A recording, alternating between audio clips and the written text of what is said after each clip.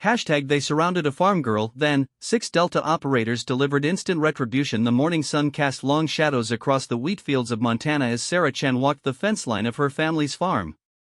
At 22, she had spent most of her life working this land alongside her parents, who had immigrated from Taiwan 30 years ago with nothing but determination and dreams of a better life. The farm had been their entire world, a modest 500-acre spread that produced enough wheat and corn to keep them comfortable, if not wealthy. Sarah's father, Wei Chen, had taught her everything about farming from the time she could walk. Her mother, Lin, had insisted she also learn self-defense and shooting, memories of their difficult early years in America still fresh in her mind. Sarah had become an excellent marksman, winning several local shooting competitions, but she never imagined those skills would become necessary for survival. The trouble started 3 months ago when Blackstone Development Corporation sent representatives to the farm.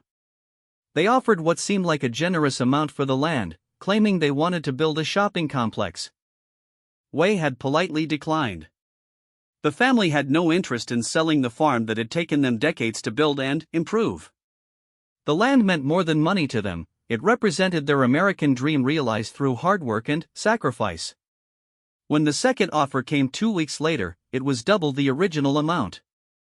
Again, Wei declined. The offers kept coming, each more aggressive than the last.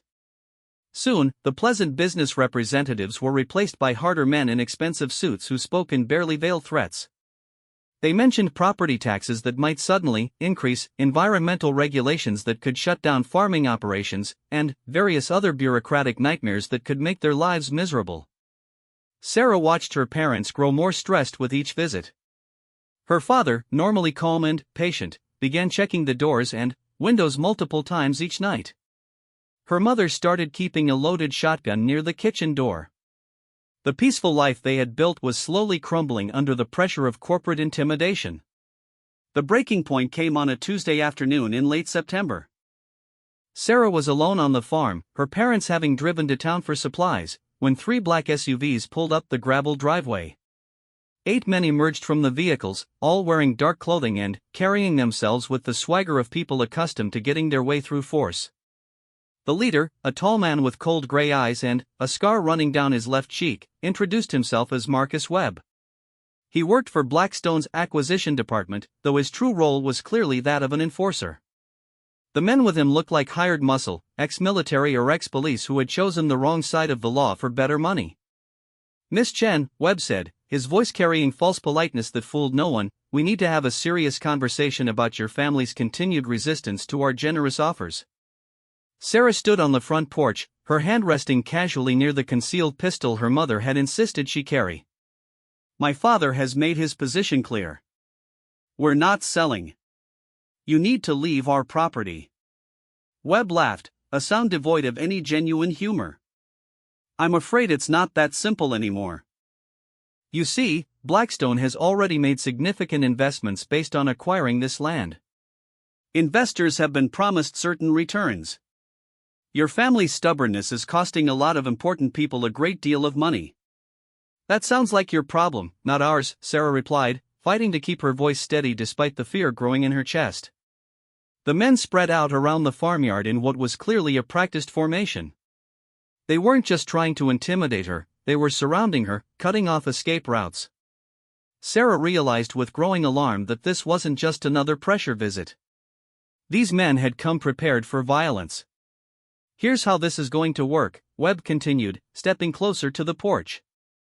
"Your parents will return home to find you in a very distressing situation. When they see how much danger their precious daughter is in, they'll suddenly become much more reasonable about signing our paperwork." Sarah's mind raced as she calculated distances and possibilities. The nearest neighbor was 2 miles away. Her parents wouldn't return for at least an hour. Her cell phone was in the kitchen, and these men clearly weren't going to let her reach it. She was completely alone and outnumbered 8-1. "You're making a serious mistake," she said, backing slowly toward the front door. "This is still America. You can't just terrorize people into giving up their property." "Can't we?" Webb's grin revealed teeth that had been expensively straightened but somehow still looked predatory. "Who's going to stop us?" The local sheriff who depends on Blackstone's campaign contributions? The state police who are already stretched too thin to worry about one isolated farm family? Face reality, sweetheart. Your family has no friends powerful enough to help you. What Webb didn't know was that Sarah's family had one connection that Blackstone's corporate intelligence had missed. Her older brother Danny had joined the army straight out of high school and had eventually made it into the elite Delta Force.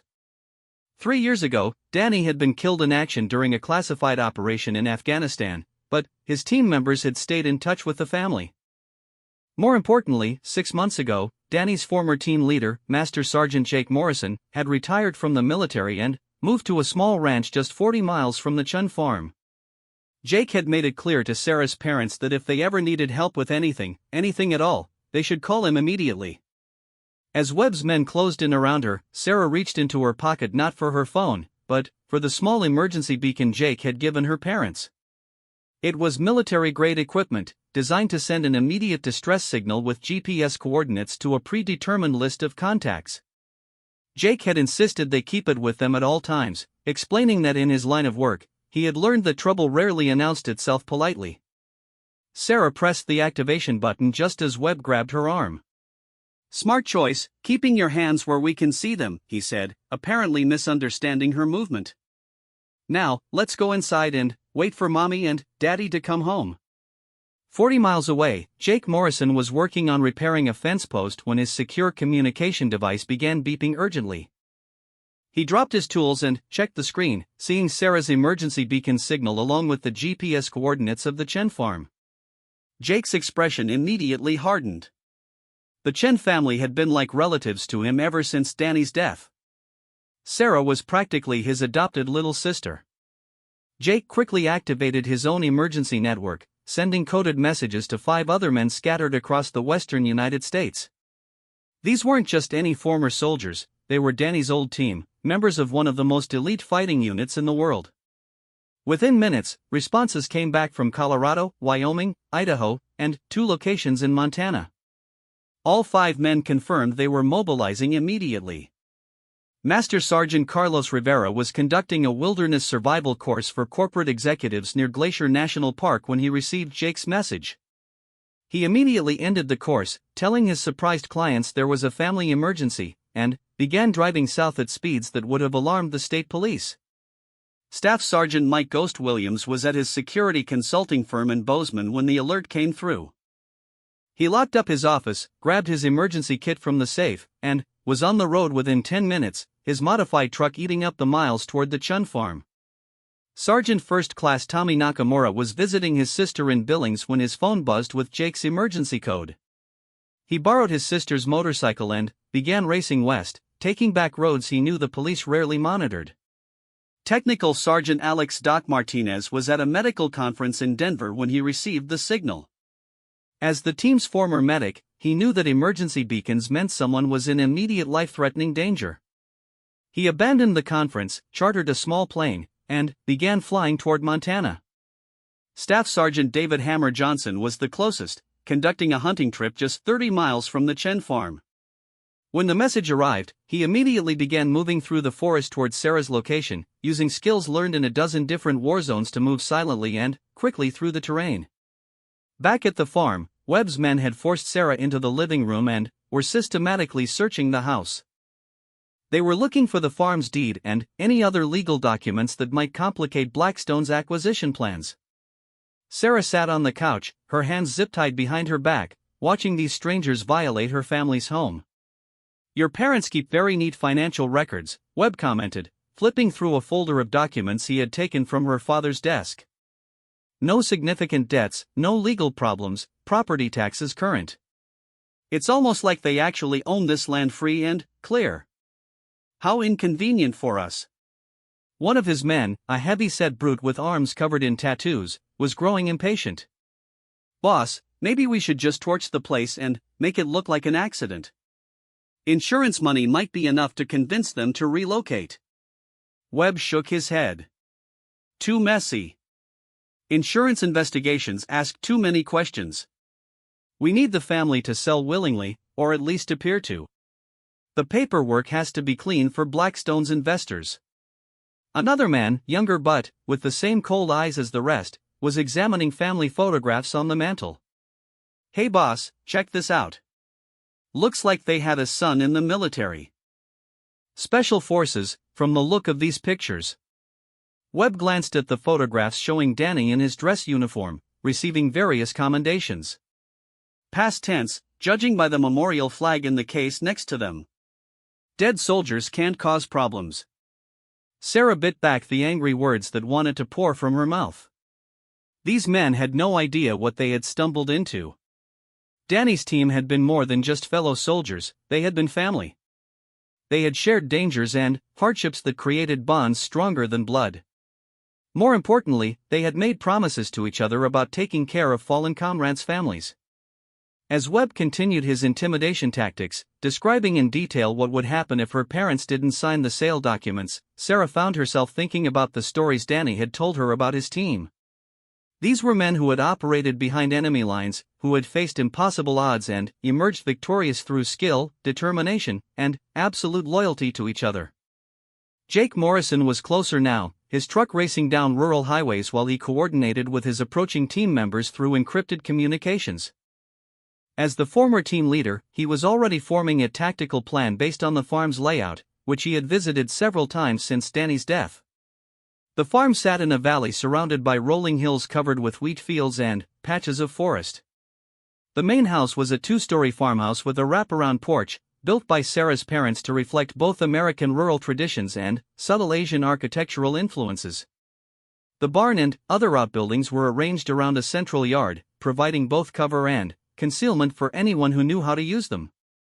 Jake had noticed during previous visits that the property had excellent sight lines in all directions, making it easy to spot approaching vehicles but also making it vulnerable to observation from the surrounding hills. More importantly, he remembered that Wei Chen had been a soldier himself before immigrating to America, and had unconsciously chosen defensive positions for his buildings. "Ghost, what's your ETA?" Jake spoke into his headset while navigating a particularly winding section of mountain road. 15 minutes out, came the reply from Mike Williams. "I can see the farm's access road from my current position. 3 black SUVs in the yard, positioned like they're planning to leave quickly. Professional setup. Copy that. Hammer, what's your position?" David Johnson's voice came through the radio with the calm professionalism that had made him one of the team's most reliable members. "I'm in the tree line about 400 meters east of the house. I count 8 hostiles, all armed. They've got the girl inside the main house, 2 guards on the porch, and the rest are conducting some kind of search." Jake felt his jaw tighten. These men had made the mistake of threatening someone under his protection, but, more than that, they were violating the memory of one of the best soldiers he had ever known. Danny Chen had saved every member of the team at least once during their deployments. The debt they owed his family was one that could never be fully repaid, but they could start today. "Doc, what's your status?" Landing at the county airfield now, came Alex Martinez's voice. "I'll be at the rendezvous point in 20 minutes. Do we know if anyone's been injured?" "Negative on injuries so far," Jake replied. "But these aren't amateurs. Everyone needs to assume they're dealing with professionals until proven otherwise." The truth was, Webb's men were professionals, but they were corporate enforcers, not military operators. They were accustomed to intimidating business owners and dealing with local law enforcement that could be bought or pressured. They had never faced soldiers who had learned their skills in places where the stakes were life and death every single day. Inside the house, Sarah was beginning to worry about her parents' return. The longer this situation continued, the more likely it was that way and Lynn would walk into a trap. She knew her father would never back down from a fight to protect his family, but he was in his 60s and hadn't been a soldier for decades. Against 8 armed men, courage wouldn't be enough. Webb seemed to be thinking along the same lines. He checked his watch and gestured to 2 of his men. "Go position yourselves where you can see the access road. When the parents return, I want them stopped before they reach the house. We'll use the girl as leverage to keep them compliant." As the 2 men headed outside, Sarah noticed something that made her heart jump with hope. One of the guards who had been on the porch was speaking urgently into a radio, pointing toward the eastern hills. Through the window, she could see him gesturing at something in the distance, his body language suggesting alarm rather than routine communication. Webb noticed the commotion and moved to the window. "What are they so excited about?" The guard on the porch called out, "Boss, Martinez thinks he saw someone moving in the tree line. Could be a hunter, but the movement looked too deliberate." Webb cursed under his breath. The last thing they needed was witnesses to complicate their operation. "Take Rodriguez and check it out. If it's just a hunter, encourage him to hunt somewhere else. If it's something more problematic, handle it quietly." Sarah watched as two more of Webb's men headed toward the barn, weapons drawn. She couldn't see what they were walking into, but she knew that if it really was one of Danny's team members out there, these corporate thugs had no idea what kind of danger they were facing. In the hills overlooking the farm, Hammer Johnson had been observing the scene through high-powered binoculars when he noticed one of the guards looking in his direction. Years of combat experience had taught him to trust his instincts, and his instincts were telling him he had been spotted. Rather than retreat, Hammer made a tactical decision that would have surprised anyone who didn't understand how elite soldiers operated. Instead of avoiding contact, he chose to control it. Two men were heading his way, probably planning to eliminate what they thought was a lone witness. Hammer would use their confidence against them. Moving through the forest with the silence of a predator, Hammer positioned himself along the route the two men would most likely take. He carried a suppressed pistol and a tactical knife, but his most dangerous weapons were his training and experience. He had learned to fight in jungles and deserts, in urban environments and mountain terrain. Two corporate enforcers stumbling through Montana woods were not going to present much of a challenge. The first man never knew what hit him. Hammer emerged from behind a large pine tree like a ghost, his hand covering the man's mouth while his knife found the space between the man's ribs. The guard dropped silently, his weapon falling into the pine needles. The second man, Rodriguez, realized something was wrong when his partner stopped responding to radio calls. He began moving more cautiously, his weapon ready, but he was looking for a random hunter or maybe a poacher. He wasn't prepared for a special operations soldier who had learned to kill silently in a dozen different countries. Hammer took Rodriguez from behind, using a sleeper hold that rendered the man unconscious in seconds. Rather than killing him immediately, Hammer zip-tied the unconscious guard and dragged both men deeper into the forest. Information was valuable, and unconscious enemies sometimes provided it involuntarily. Back at the house, Webb was growing increasingly agitated as his men failed to report back from their reconnaissance mission. "Martinez, Rodriguez, report your status immediately." When no response came through the radio, Webb realized they might be dealing with something more serious than curious neighbors or random hunters. He gestured to another of his men, a former police officer named Stevens who carried himself with military bearing. "Take Collins and establish a perimeter around the house. Something's not right here." Sarah watched as Webb's confident demeanor began to crack. She didn't know exactly what was happening outside, but the corporate enforcer was clearly realizing that his carefully planned intimidation operation was going sideways. What Webb didn't know was that Jake Morrison had arrived and was coordinating with his team members to execute a classic military operation. They weren't just going to rescue Sarah, they were going to send a message that would reach all the way back to Blackstone's corporate boardroom. The message was simple: some families were under protection that money couldn't buy and influence couldn't overcome. They surrounded a farm girl, then 6 Delta operators delivered instant retribution, continued. Jake Morrison crouched behind the Chen family's old grain silo, studying the tactical situation through his scope. His 20 years of special operations experience had taught him to assess threats quickly and thoroughly. What he saw made him both angry and grimly satisfied. Angry because these corporate thugs had dared to threaten Danny's little sister. Satisfied because they had made the fundamental mistake of underestimating their opposition. Through his earpiece, Jake coordinated with his arriving team members. "Ghost, I need you to take overwatch position on the water tower. You'll have clear sight lines to the house and all approaches." Moving into position now, Mike Williams responded. The former sniper was already climbing the metal ladder of the farm's water tower, his rifle case slung across his back. From that elevated position, he would be able to provide covering fire for the entire operation. "Tommy, what's your ETA?" Jake asked. 3 minutes out on the motorcycle, Tommy Nakamura replied. "I'm taking the back access road through the wheat fields. Should be able to approach the barn without being seen." "Doc, status report." Alex Martinez's voice came through clearly despite the background noise of his rented truck. "Just past the county line. I'll be at the rally point in 10 minutes. Medical kit is fully stocked, and I've got emergency trauma supplies if anyone needs serious attention." Jake made quick calculations. With Hammer already engaging hostiles in the woods and Ghost moving into overwatch position, they had the beginning of a classic special operations takedown. But this wasn't Afghanistan or Iraq. This was Montana, and there would be legal consequences to consider. "Listen up, everyone," Jake said. "We're operating on American soil with American citizens being threatened. Rules of engagement are defensive only unless Sarah's life is in immediate danger. These corporate assholes need to learn a lesson, but we're not executing them unless they force our hand." "Copy that," came the unified response from his team. These men had learned to operate within legal and moral constraints even in combat zones. They understood the difference between necessary force and excessive violence. Inside the farmhouse, Webb was trying to maintain control of a situation that was clearly deteriorating.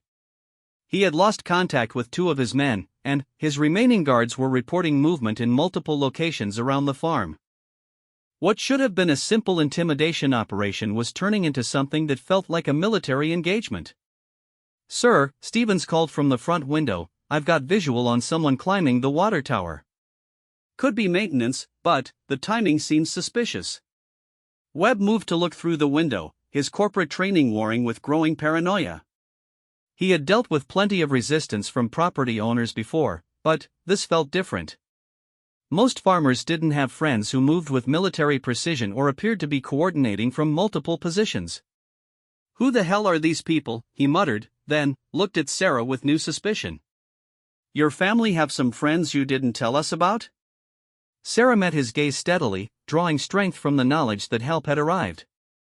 "I told you that you were making a mistake. This is still America, and some people still believe in protecting innocent families."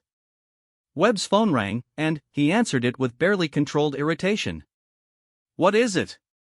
The voice on the other end belonged to his supervisor at Blackstone, a man who was accustomed to having his orders followed without question or complication. "Webb, what's taking so long? This should have been a simple pressure operation. Get the family to sign the papers and get out." "We've encountered some unexpected resistance," Webb said, moving away from Sarah so she couldn't hear the conversation clearly.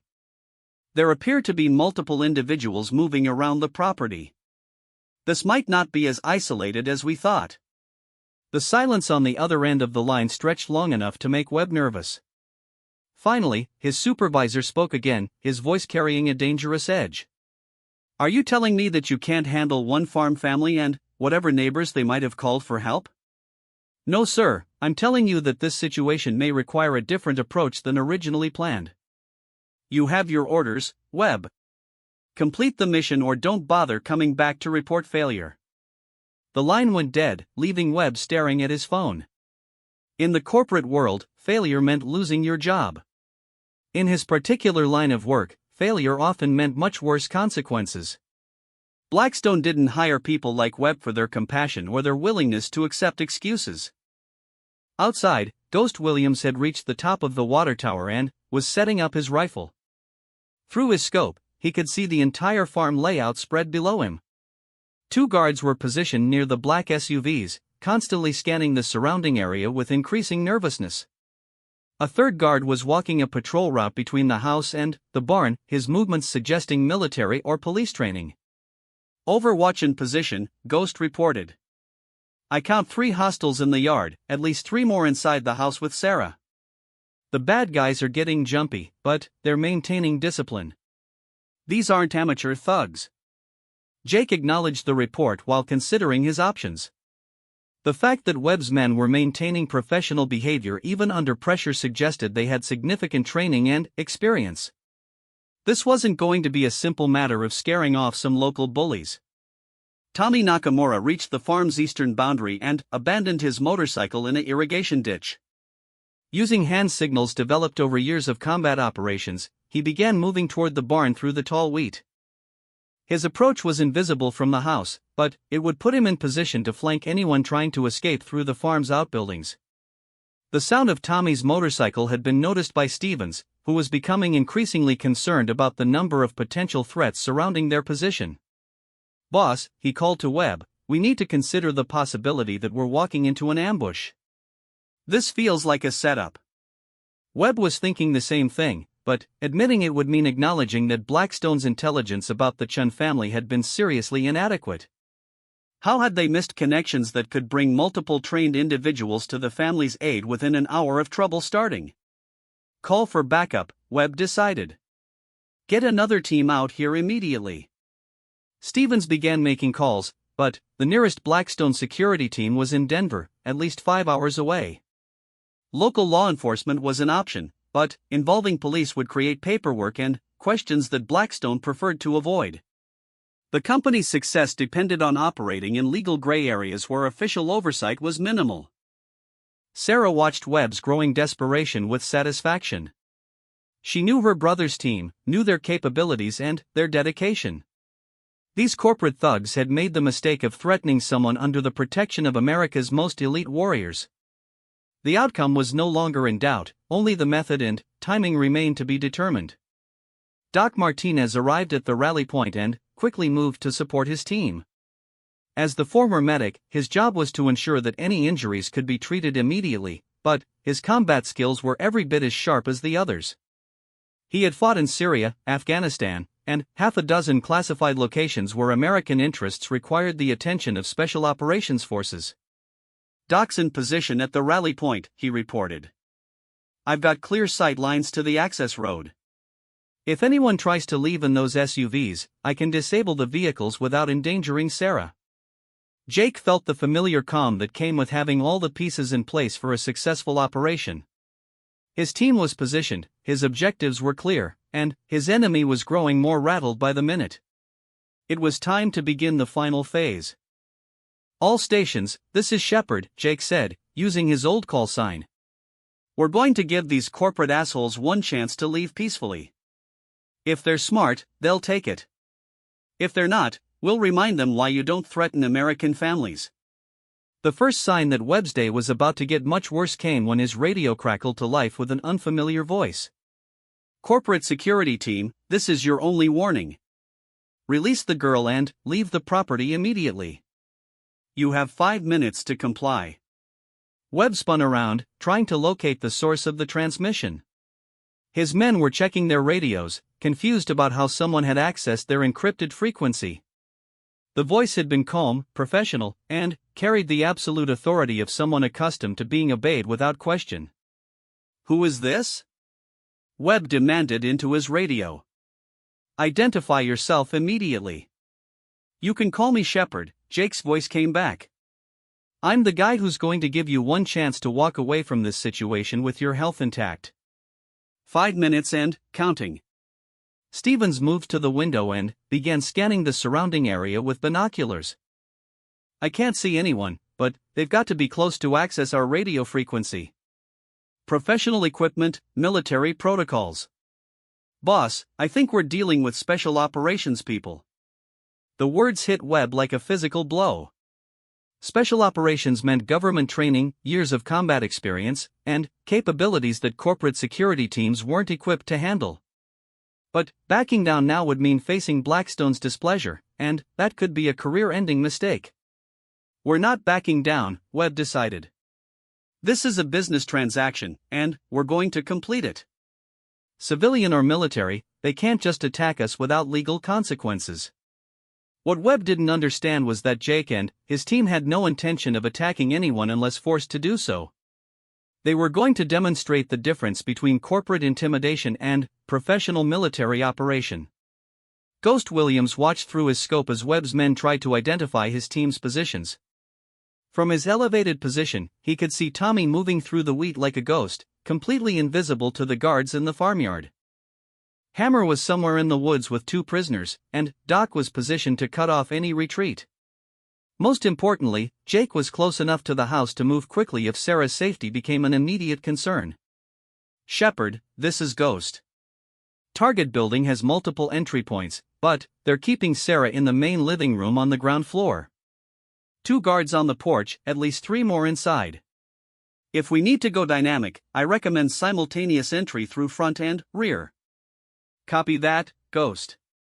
Doc, what's the status on vehicle disabling? Alex Martinez had positioned himself where he could see all 3 black SUVs. I can disable all 3 vehicles with precision shots to the engine blocks. They'll be on foot and calling for rides. Tommy, report. I'm in position behind the barn. If they try to use the outbuildings for cover, I can make that very uncomfortable for them. Jake smiled grimly. His team was ready, but he genuinely hoped these corporate thugs would be smart enough to take his offer. He had no desire to hurt anyone unnecessarily, but he wasn't going to let Sarah remain in danger because of misplaced mercy. Inside the house, Webb made a decision that would prove to be catastrophic for everyone involved. Instead of cutting his losses and leaving, he decided to force the issue. If military-trained individuals were protecting the Chen family, that information would be valuable to Blackstone's future operations. Capturing or neutralizing these mysterious protectors could turn a failed mission into a strategic victory. Stevens, Collins, prepare for assault operations, Webb ordered. If these military types want a fight, we'll give them one. Use the girl as a shield if necessary. Sarah felt her blood run cold as Webb's intentions became clear. These men were willing to escalate to deadly force rather than admit failure. She knew that would force Jake's team to respond with overwhelming violence to protect her life. You're making a terrible mistake, she told Webb. These aren't weekend warriors or local police. You're about to pick a fight with people who've spent years learning how to win against impossible odds. Webb grabbed Sarah's arm and hauled her to her feet. Then, they're about to learn what happens when they interfere with Blackstone business. Stevens, call Blackstone Security and tell them we need a cleanup crew. This is about to get messy. Outside, Jake heard the radio chatter and realized that Webb was choosing violence over common sense. The corporate enforcer was apparently more afraid of his employers than he was of elite military operators, which meant negotiation was no longer an option. All stations, be advised that hostiles are preparing for combat operations. They're using Sarah as a human shield. We are now weapons-free for immediate action. The change in status sent a familiar surge of adrenaline through each team member. They had hoped for a peaceful resolution, but they were prepared for war if that's what these corporate criminals wanted. Ghost Williams adjusted his scope and began tracking the movements of guards in the farmyard. Shepard, I have clean shots on the exterior guards whenever you give the word. Tommy, what's your status? I'm moving to assault position. The barn provides concealment for approach to the house's rear entrance. Doc, disable those vehicles now. Nobody leaves until we're finished here. 3 precisely placed shots rang out in rapid succession. Each of the black SUVs began smoking as high-powered rifle rounds destroyed their engines. Webb's men were now stranded at the farm with no transportation and no backup closer than Denver. Hammer, what's your status on the prisoners? Both secured and unconscious. I'm moving to support the assault on the house. Jake took a deep breath and prepared to do what he had done in dozens of hostile locations around the world. The only difference was that this time, he was protecting the sister of one of the best soldiers he had ever known. Danny Chen had died protecting his country. Today, his team would protect Danny's family. The corporate enforcers were about to learn that threatening the wrong family could have consequences beyond anything they had imagined. They surrounded a farm girl, then 6 Delta operators delivered instant retribution. Final, the assault began with military precision that Webb's men had never encountered outside of war zones. Ghost Williams eliminated both perimeter guards with suppressed rifle shots that dropped them instantly, their weapons falling uselessly into the farm dirt. The shots were so quiet that the guards inside the house never heard them. Tommy Nakamura breached the rear entrance of the farmhouse like a shadow, his suppressed pistol ready but his primary focus on identifying Sarah's exact location. Through the kitchen window, he could see into the living room where Webb held Sarah at gunpoint while his remaining men positioned themselves for what they thought would be a defensive action. Rear entry secured, Tommy whispered into his radio. I have visual on primary target and the package. 3 hostiles in the living room, package is being used as human shield. Jake Morrison approached the front of the house with 20 years of combat experience guiding every step. He knew that Webb's men were dangerous, but they were corporate security rather than combat soldiers. They were trained to intimidate and control, not to fight elite military operators who had learned their skills in places where hesitation meant death. Stevens, Webb hissed, watch the front entrance. Collins, cover the windows. They can't assault this position without risking the girl's life. What Webb didn't understand was that Jake's team had rescued hostages from terrorists, enemy soldiers, and insurgents who were far more experienced and better equipped than corporate enforcers. They had developed techniques for neutralizing threats while protecting innocent people that had been refined through years of successful operations. The first indication that Webb had seriously miscalculated came when the lights went out. Doc Martinez had located the farm's electrical panel and cut power to the house, plunging the interior into darkness. Webb's men had flashlights, but the sudden transition from daylight to darkness temporarily ruined their night vision. What the hell? Stevens began, but his words were cut off as the front door exploded inward. Jake Morrison entered the farmhouse like a force of nature, moving with speed and precision that seemed impossible in the darkened space. He had night vision equipment that gave him a crucial advantage over Webb's flashlight-dependent men. Stevens raised his weapon toward the doorway, but never got the chance to fire. Jake put 2 suppressed rounds center mass, dropping the former police officer instantly. Collins tried to swing his gun toward Jake's position, but Tommy Nakamura appeared behind him like a ghost, delivering a knife strike that severed Collins' spinal cord with surgical precision. Webb found himself alone in the living room with Sarah, his last 2 men eliminated in less than 10 seconds. He pressed his pistol against Sarah's temple, desperately trying to maintain some semblance of control over the situation. Stay back! Webb shouted into the darkness. I'll kill her! I swear I'll kill her! Jake's voice came from somewhere in the darkness, calm and utterly without fear. No, you won't. You know why? Because killing her doesn't get you out of this house alive, and you're not ready to die for Blackstone Development Corporation. Through the broken front door, Webb could see daylight, but the doorway seemed impossibly far away. He didn't know how many operators were in the house with him, or where they were positioned. His corporate security training had never prepared him for dealing with special operations soldiers on their home territory. I've got a job to finish, Webb said, though his voice carried less conviction than before. Blackstone wants this land, and they're going to get it. Blackstone's going to get a lot more than they bargained for, Jake replied. Through his night vision, he could see Webb clearly, but Webb couldn't see him. You see, when you threaten a soldier's family, you're not just picking a fight with one person. You're picking a fight with everyone who ever served alongside that soldier. Sarah felt Webb's grip loosening slightly as uncertainty crept into his mind. She knew that Jake was somewhere in the room, probably very close, but she couldn't see him in the darkness. What she could sense was the absolute confidence in his voice, the calm certainty of someone who had faced far worse situations and emerged victorious. Danny Chen was killed in action 3 years ago, Jake continued, his voice seeming to come from everywhere and nowhere. But his team is still very much alive, and we made promises to each other about taking care of family members. You've given us an opportunity to keep those promises. Webb's tactical situation was hopeless, but his desperation made him dangerous. Corporate enforcers weren't trained to surrender gracefully, and Webb knew that failure would cost him far more than just his job. Blackstone dealt with failure harshly, and employees who couldn't complete assignments sometimes found themselves facing criminal charges for previous operations. I'll make you a deal, Webb said, trying to project confidence he didn't feel. Let me walk out of here, and I'll forget this whole thing happened. Blackstone can find another way to acquire this land. Jake's laughter was soft but somehow terrifying in the darkness. You think this ends with you walking away? You came to this farm to terrorize an innocent family.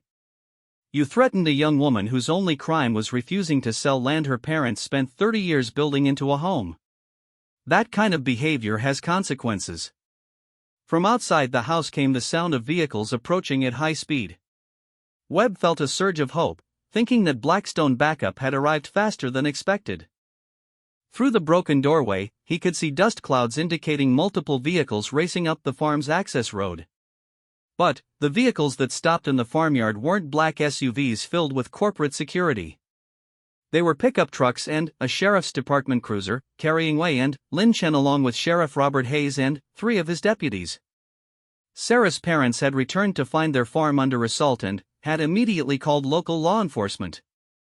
Sheriff Hayes was a former Marine who had served 2 tours in Iraq before returning home to Montana. He understood immediately what he was looking at when he saw the disabled SUVs, the unconscious guards, and the tactical precision of the operation. This wasn't random violence, this was military-level intervention. "Tommy, what's the status on the package and remaining hostiles?" Jake asked through his radio. "1 hostile remaining in the living room with Sarah. He's got a gun to her head, but he's losing his nerve. I can take him if you give me a clear shot." "Negative. Let's finish this clean." Jake stepped into the living room, his night vision allowing him to see Webb clearly while remaining invisible himself. "Webb, you've got about 30 seconds to make the right decision. Outside this house are the girl's parents, the local sheriff, and several deputies. They're going to want explanations for what happened here." "You can tell them this was a business dispute that got out of hand," Webb said desperately. "That's one option," Jake agreed. "Or I can tell them the truth, that Blackstone Development Corporation sent armed men to terrorize a farm family and hold their daughter at gunpoint. Imagine how that's going to look in the local newspapers. Imagine what that's going to do to Blackstone's reputation when it goes national." For the first time, Webb began to understand the true scope of the disaster he had created. Corporate intimidation worked when it stayed quiet and out of public view. But military intervention, local law enforcement involvement, and media attention would turn this into exactly the kind of scandal that Blackstone spent millions to avoid. "What do you want?" Webb asked, his resolve finally cracking completely. "Simple. You're going to put down your weapon and surrender to the sheriff. You're going to tell your bosses at Blackstone that the Chun family is permanently off limits. And you're going to spread the word through corporate security circles that some families have protection that money can't buy and lawyers can't overcome." Webb looked around the darkened room, trying to find alternatives that didn't exist. His men were dead or unconscious. His vehicles were disabled. Local law enforcement was outside waiting for explanations. His career with Blackstone was finished regardless of what happened next. More importantly, Webb finally understood who he was dealing with. These weren't random neighbors or local police. These were special operations soldiers who had spent years learning how to eliminate threats against American interests. Threatening the family of their dead comrade had awakened something that corporate security training couldn't handle. "If I surrender, what happens to me?" Webb asked. "That depends on how cooperative you are with the sheriff," Jake replied. "Montana has strict laws about armed trespass, assault with deadly weapons, and kidnapping. But cooperative defendants sometimes get better deals than uncooperative ones." Sarah felt Webb's gun move away from her head as the corporate enforcer finally accepted reality. She remained perfectly still, knowing that sudden movements could still trigger violence from a desperate man with nothing left to lose. "Drop the weapon and step away from the girl," Jake ordered, his voice carrying the absolute authority of command. Webb's pistol clattered to the floor, and Sarah immediately moved away from him toward the sound of Jake's voice. Strong hands guided her to safety as emergency lights illuminated the living room. Through the doorway, she could see her parents talking urgently with Sheriff Hayes. Tommy Nakamura secured Webb with zip ties while Jake checked on Sarah's condition. She was shaken but uninjured, her defiant spirit intact despite the terror she had endured. The emergency beacon had worked exactly as designed, bringing help when it was needed most. "Are you hurt?" Jake asked, his voice gentle now that the immediate threat was neutralized. I'm okay, Sarah replied, though her voice trembled slightly. Thank you for coming. I knew Danny's friends wouldn't abandon us. Outside, Sheriff Hayes was coordinating with the arriving team members to secure the scene. As a former Marine, he recognized the professional competence of Jake's team and understood that they had prevented a situation that could have ended in tragedy. Gentlemen, Sheriff Hayes said to the assembled operators, I'm going to need statements from all of you, but I want you to know that everything I see here looks like justified defensive action to protect an innocent family. Doc Martinez was examining the unconscious guards, confirming that they would survive their encounters with Hammer Johnson. The two men captured in the woods were beginning to regain consciousness, though they would face serious criminal charges for armed trespass and conspiracy. Ghost Williams climbed down from the water tower, his rifle secured and his mission complete. The precision shots that had disabled Blackstone's vehicles and eliminated exterior guards had been executed with minimal force necessary to neutralize the threat. Wei and Lin Chen embraced their daughter, tears streaming down their faces as they realized how close they had come to losing her. The farm that represented their American dream had been defended by the brothers-in-arms of their fallen son, proving that some bonds transcended death itself. 3 hours later, Webb and his surviving men were in county jail facing multiple felony charges. The story of corporate enforcers being defeated by military veterans was spreading through local media, exactly the kind of publicity nightmare that Blackstone had tried to avoid. Jake Morrison called his former commanding officer to report the incident and ensure that appropriate authorities were notified about Blackstone's tactics.